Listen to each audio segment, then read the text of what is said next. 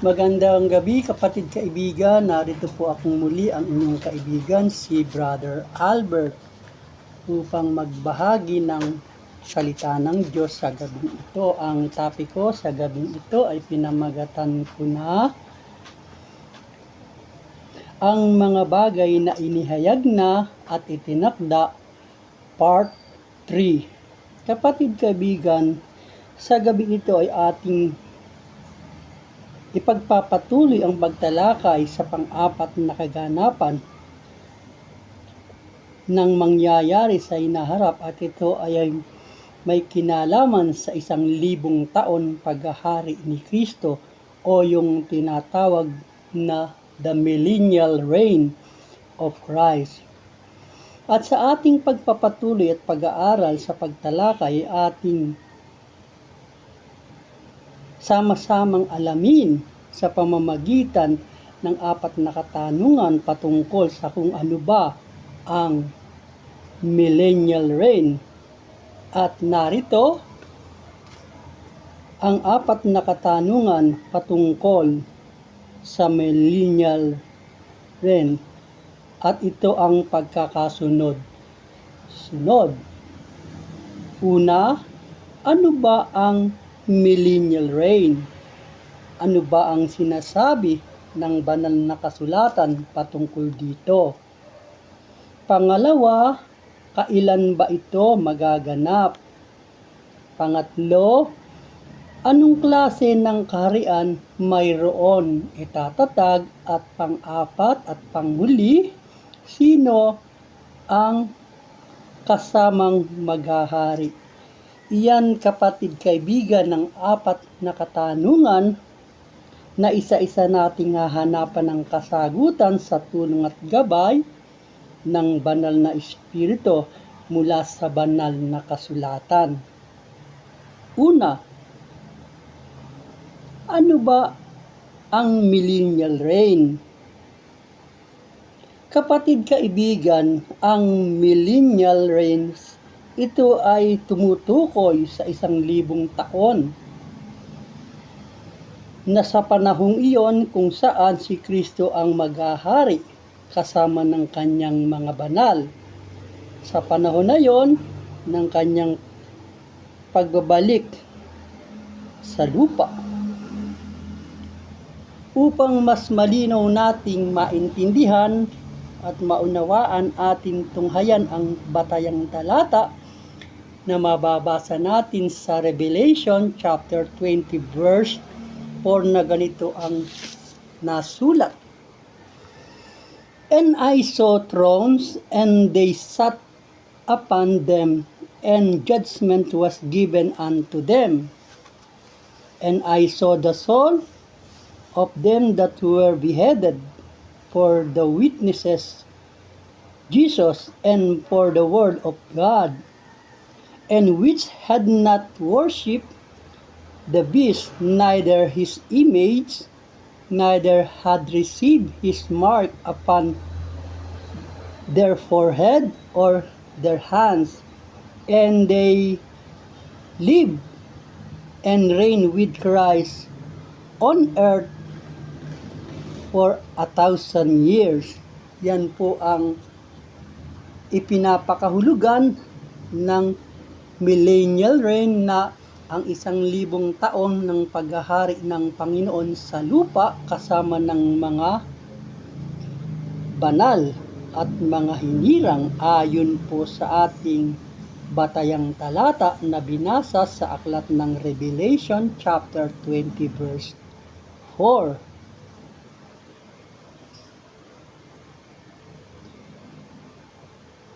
Ang batayan talata po na yan ay patatagpuan na siya ay maghahari sa lupa ay mababasa po sa Zechariah chapter 14 verse 9. Hindi ko na lang po isinulat. Kung gusto nyo po ay basahin nyo doon po sa ibinigay kong talata para po paminsan-minsan ay magbukas naman kayo ng Bible. Doon po sa Zechariah chapter 14 verse 9 kung saan sinabing siya ay maghahari sa lupa.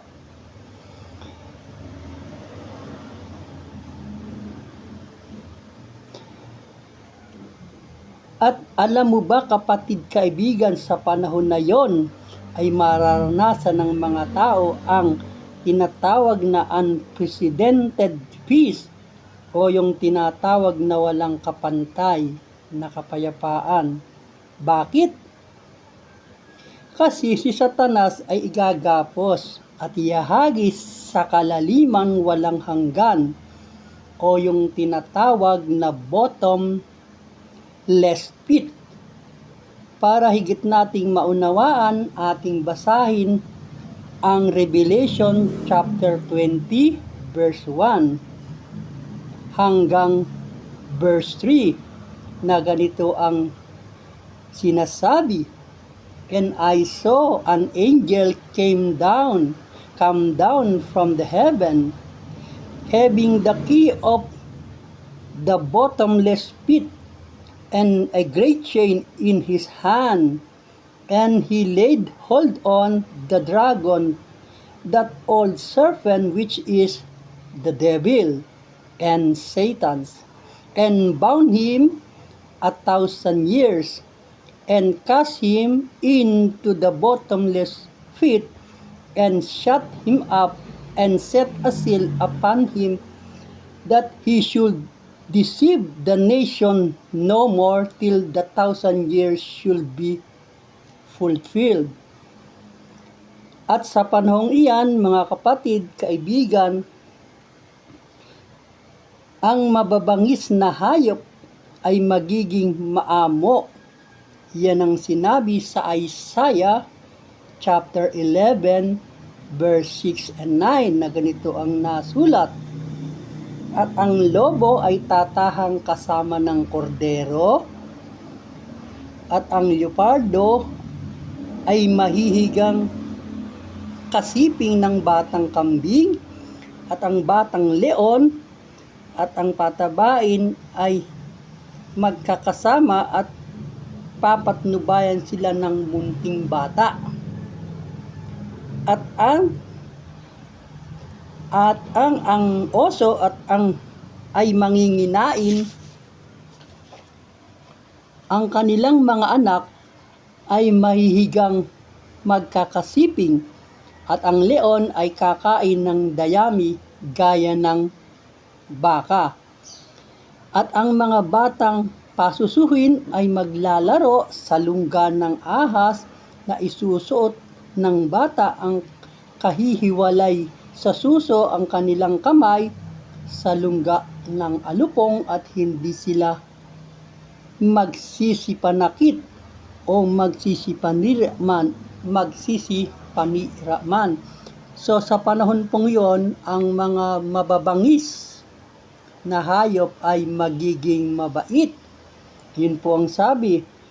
Ang kamay daw po ng bata ilalagay sa lunggaan ng alupong, pero hindi po sila magsisipanakit at maniniraman sa aking buong banal na bundok, sapagkat ang lupa ay mapupuno ng kaalaman ng Panginoon gaya ng tubig sa dagat. Dahil nga po sa panahong iyon, si Satanas ay ikinulong at iginapos at ibinulit o nilagay sa isang kalaliman na walang hanggan. Pati po ang mga hayop ay maging maamo at hindi nga po makikipanat, nakakasalumuha nga po ng tao sapagkat sila'y mababait at hindi nananakit. At ito po ay magyayari sa panahong iyon kung saan ay sinabi sa banal na kasulatan na atin pong binasa doon po sa batayang talata kani-kanina lamang. At dahil nga po doon, hindi sila magsisipanakit o maninira man sa buong banal na bundok, sapagkat ang lupa ay mapupuno ng kaalaman sa panahon gaya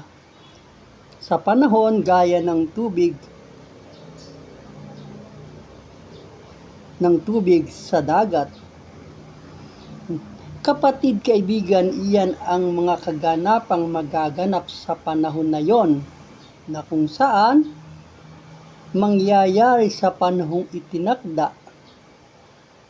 Kapatid, kaibigan, marahil nagkakaroon ka ng kaisipan sa iyong sarili na kung naaari ay tinatanong mo sa iyong sarili, kailan mangyayari? Kapatid, kaibigan, walang specific na petsa, araw o buwan o taon na naitala sa Biblia.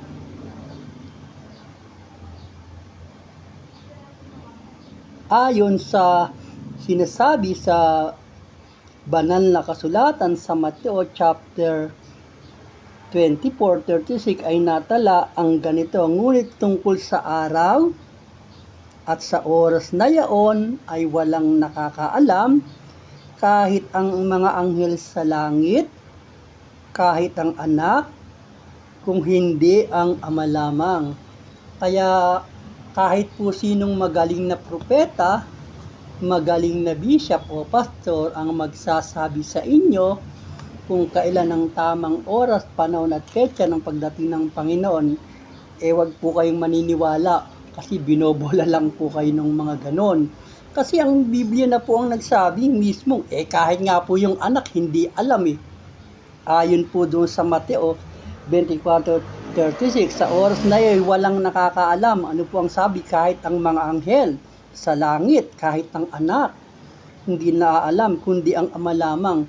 So, papaanong sasabihin ng mga tao o mga bishop o mga propeta sa ating kasalukuyang panahon o magagaling na pastor na masasabi nila ang takdang panahon o oras at buwan ng pagdating ng Panginoon? Hindi po yun totoo. Huwag po kayong maniwala.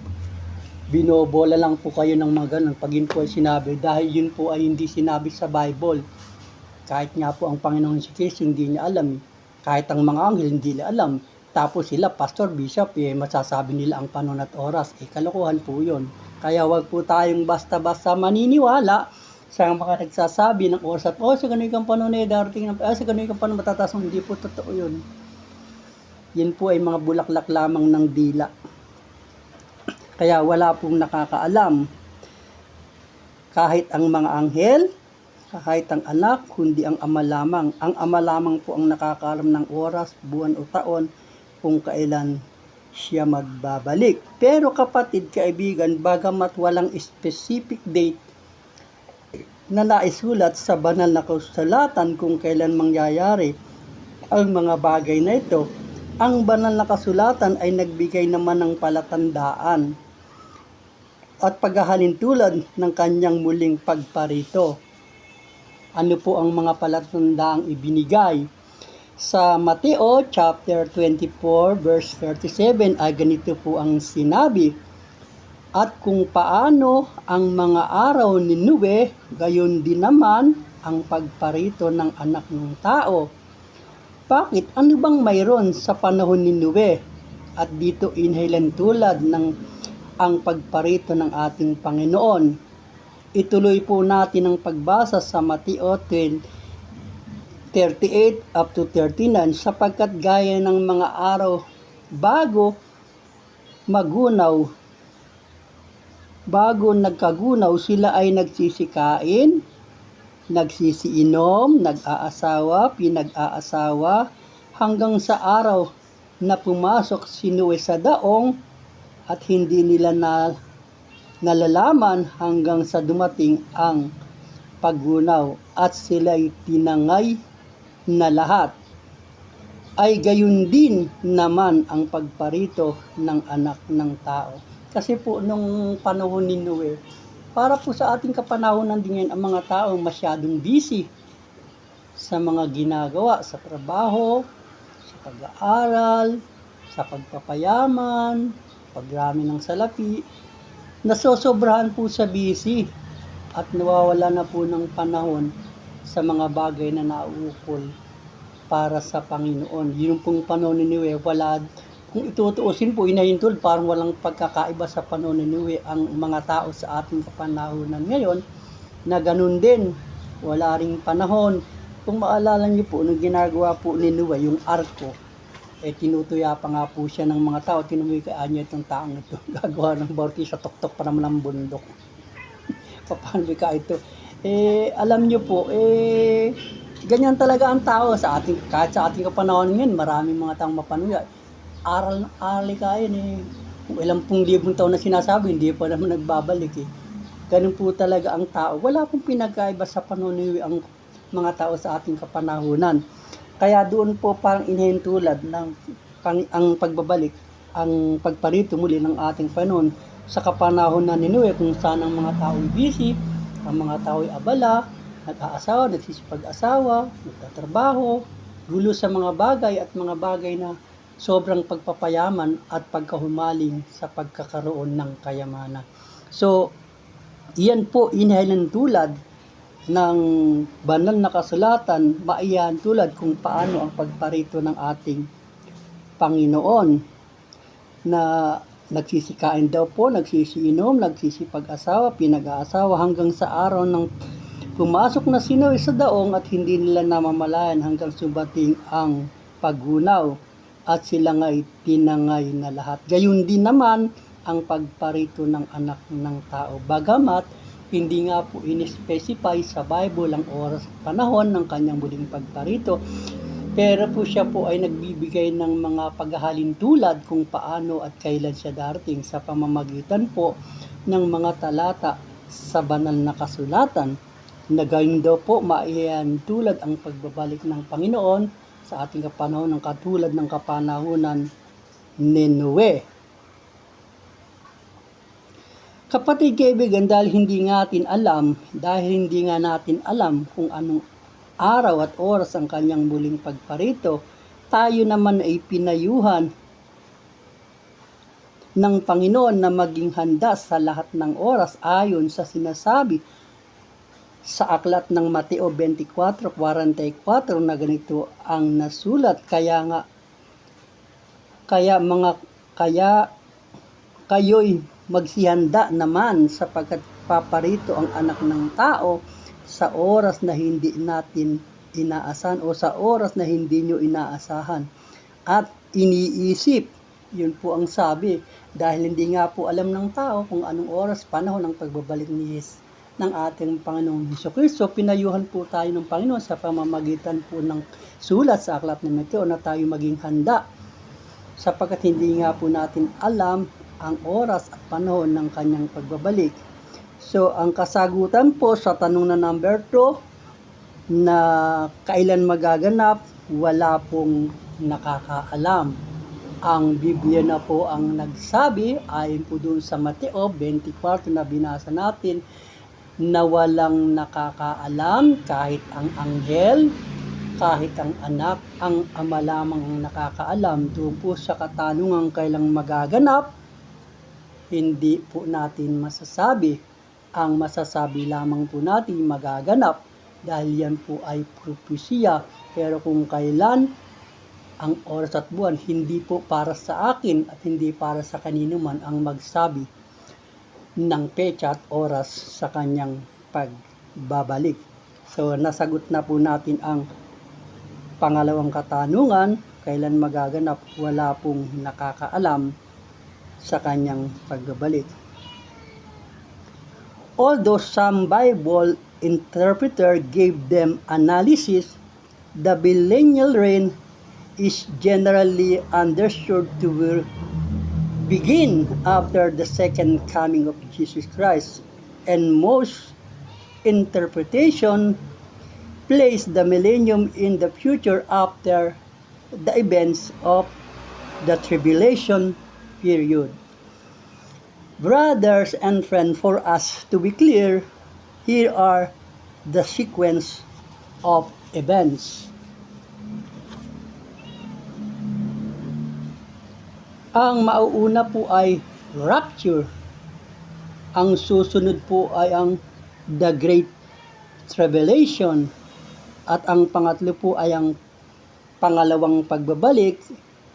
At ang pang-apat po ay yung pong the millennial reign. The first, rapture. The second, the Great Tribulation. The third one, the second coming. And the fourth, and the last, the millennial reign. Yan po yung sequence ng events na mangyayari sa panahong itinakda. Kapatid, kaibigan, darako na tayo sa pangatlong tanong. Anong klase ng kaharian mayroong itatatag? Yan po yung pangatlong tanong na ating tatalakayin sa gabing ito. Ano nga po bang klaseng kaharian ang itatatag? Kapatid, kaibigan, according to the Bible, the kingdom will establish during the millennial reign is a kingdom of peace, righteousness, and justice will establish on earth with Jesus Christ. Yan po ang sabi. At yan po ay may mga batayang talata sa Biblia. Jesus Christ as King, there will be an end to war and conflict, with peace among the nation and even between human and animals. At iyan mga kapatid ay may supporting verse na ating mababasa sa mga batayang talata. Sa Zechariah chapter 14:11 ay nasulat ang ganito, "And men shall dwell in it, and there shall be no more utter destruction, but Jerusalem shall be safely inhabited." Yan po ang sabi. At ang mga tao'y magsisitahan doon at hindi na magkakaroon ng sumpa, kundi ang Jerusalem ay tatahang tiwasay. Pag sinabi po kasing tiwasay, maikukonsider mo pong payapa. Tiwasay po yun po ang sabi, di po. Sapagkat ang Panginoon ang magiging hari sa buong lupa. Alam naman po ang Panginoon ng hari sa buong lupa ay magkakaroon pa po ng kaguluhan at distraction.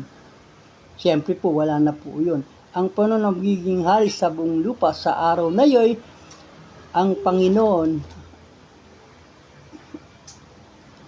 sa buong lupa sa araw na yon, magiging ang Panginoon ay isa at ang kanyang pangalan ay isa. Ayon po yan sa Zechariah chapter 14 verse 9. At ang mababangis na animal ay magiging mabait sa mga panahon na yon. At yan po ay mababasa natin sa Isaiah chapter 11 verse 6 and 9 na binasa na po natin kanina.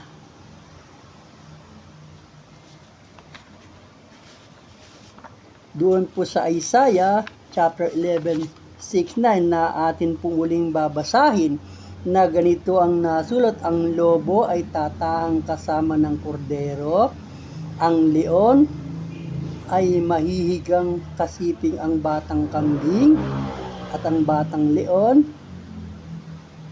at ang patabain magkakasama, papatnubayan sila ng munting bata, at ang baka at ang oso ay manginginain.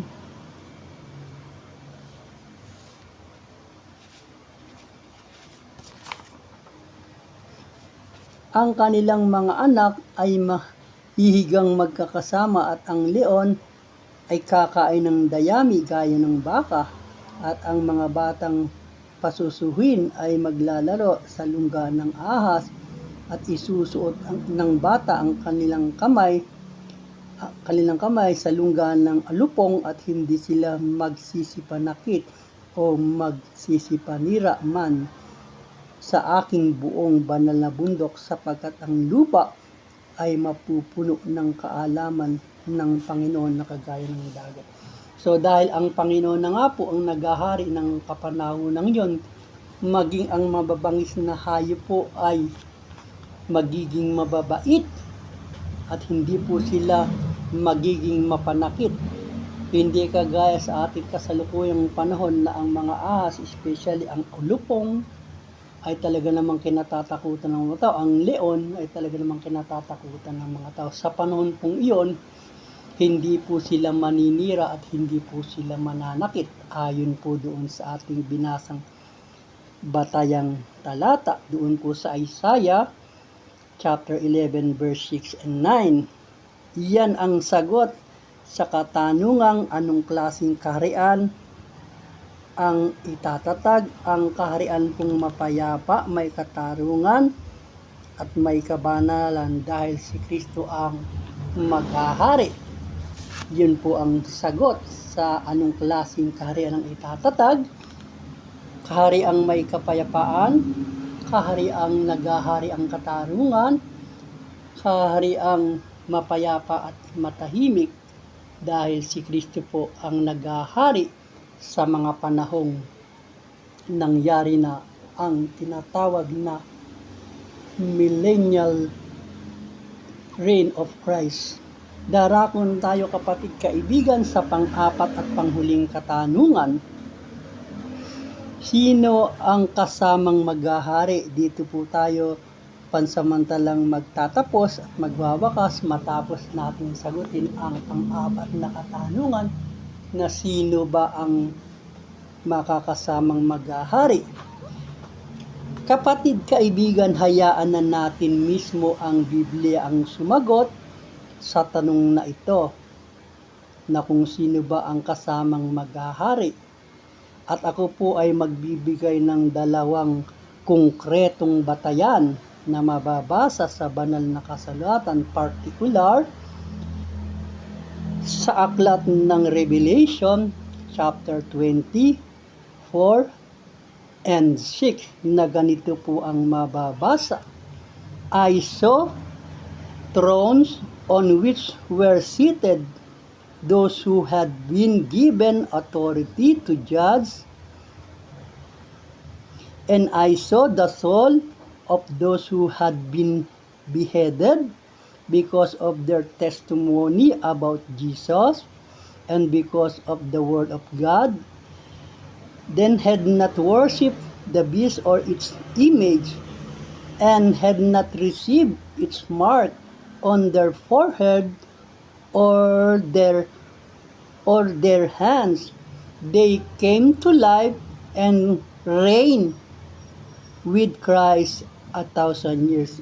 Ang liwanag po ng sagot, yung daw pong mga taong hindi sumamba sa Diyos, hindi nagpatatak, hindi tumanggap ng tatak sa halimaw, ay siya daw po ay magkakaroon ng buhay at sila'y they came to life and reigned with Christ 1,000 years. Sila daw po ay magkakaroon ng buhay at makakasama ni Kristo sa paghahari sa loob ng 1 taon. Ituloy po natin sa talatang 6. Blessed and holy are those who share in the first resurrection. The second death has no power over them, but they will be priests of God and of Christ, and will reign with Him for 1,000 years. Kasama rin din po silang maghahari sa loob ng 1,000 taon. Mapalad daw po yung nasama sa unang pagbuhay, sapagkat walang kapangyarihan sa kanila ang kamatayan kung hindi sila ay magiging priests ng Diyos at ni Kristo, at sila ay makakasama sa paghahari sa loob ng 1,000 taon. Iyan po kapatid kaibigan ang dalawang konkretong sagot sa tanong na sino ba ang kasamang maghahari. Akin na pong binasa doon po sa talatang Revelation chapter 20 verse 4 and 6 na yun pong mga taong hindi tumamba sa halimaw, yung hindi po nagpatatak, at yung pong nakasama sa unang pagbuhay, sila po ang makakasamang maghahari ni Kristo sa loob ng 1,000 taon. Sana kapatid, kahit paano'y nakatulong siya at nalinawan ka sa mga talatang tinalakay na sinagot natin ayon sa tulong at gabay ng Banal na Espiritu sa mga talatang ating ginawang batayan. Salamat kapatid sa maikling oras ng pagsama sa pagtalakay sa gabi ito, sa pinamagatakpak sana ang mga bagay na inihayag na at itinakda pangatlong bahagi. At sa kalooban ng Panginoon, ang huli nating tatalakayin ay yung pang-5 bahagi at pang-5 kaganapan na pinamagatan na the new heaven and the new earth. At dito po tayo magtatapos sa series ng pagtalakay sa 5 kaganapan. Salamat sa pagsama sa akin. Pagpalain, ingatan tayo ng Panginoon sa ating pansamantalang pagtulog sa gabing ito upang bigyang daan kapahinga ng pagunalupang katawan sa maghapon ng paggawa. Amen.